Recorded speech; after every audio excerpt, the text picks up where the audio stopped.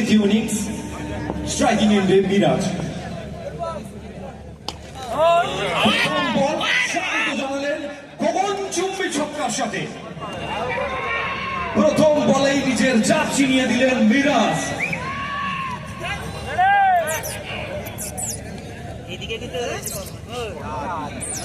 এর মধ্যে একটি বিশেষ ঘোষণা, আমাদের স্কুলের পিছন দিকের গেটের সামনে দুটো বাইক দাঁড় করিয়ে রেখেছেন, একটু সরিয়ে নেবেন। এবং দ্বিতীয় বলেই কিন্তু পরাস্ত করেছেন, ঝোরালো আবেদন উইকেটে। আম্পায়াররা সিদ্ধান্ত নিচ্ছে।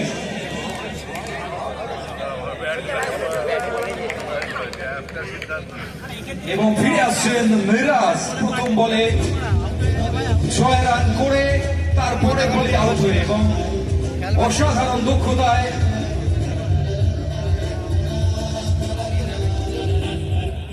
প্রথম বলে আমরা বোলারদের এখনো জানতে পারিনি। প্রথম বলে বৃষ্টি শরবত যেমন প্রদান করেছিলেন ব্যাটসম্যানকে, দ্বিতীয় বলে কিন্তু খালি গ্লাস দিয়ে প্যাভিলিয়নে ফেরত পাঠালেন এই মুহূর্তে বোলার। নতুন ব্যাটার সুদীপ বল হাতে, ঠিক দমকা হওয়ার মতো বলে ফেলে দিলেন বিপক্ষের ব্যাটারকে সায়ন।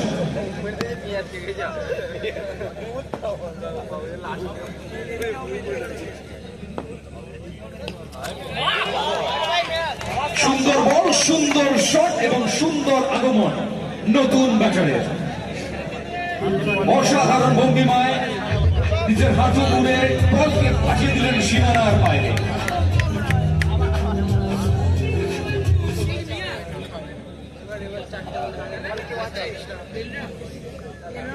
তিন বল শেষে 12 রান। পরবর্তী বল আউটের সুযোগ ছিল, প্রচেষ্টা চালিয়েছিলেন কিন্তু বলের গতি বেশি থাকায় সরাসরি বল চলে গেছে। আরো একবার 4টি রান সংযোজিত হয়েছে স্কোর বোর্ডে। 4 বল শেষে 16 রান। দুটি বল খেলে এই মুহূর্তে তিনি যে কতটা ভয়ঙ্কর হতে পারেন সেটা প্রমাণ করে দিচ্ছেন বিপক্ষে কাছে। দুটি বল খেলেছেন 10টি রান। প্রথম বলে ছক্কা এবং দ্বিতীয় বলে 4। উল্টো দিকে এখনো কোনো বল না খেলে রয়েছেন প্রতীশ, প্রতীক্ষা করছেন কখন তিনি স্ট্রাইকিং এন্ডে আসবেন। উল্টো দিকে ওভারের শেষ দুটি বল নিয়ে হাজির সায়ন। ওভারের প্রথম ডট বল, এখনো পর্যন্ত দুটি ছক্কা এবং একটি 4-এর সৌজন্যে 16 রান সংগৃহীত হয়েছে।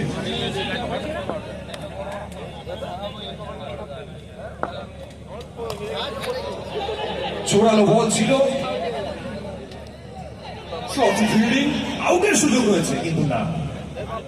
বুদ্ধিদীপ্ত এক্ষেত্রে ব্যাটিং সুদীপ কিন্তু সঠিক সময় ক্রিজে ফিরে এসেছেন। প্রথম ওভারের সমাপ্তি। প্রথম ওভার শেষে আমরা স্কোর কার্ড একবার দেখে নেব। প্রথম ওভারের শেষে 17 রান সংগৃহীত হয়েছে এবং জয়ের জন্য 24 বলে 53 রানের প্রয়োজন।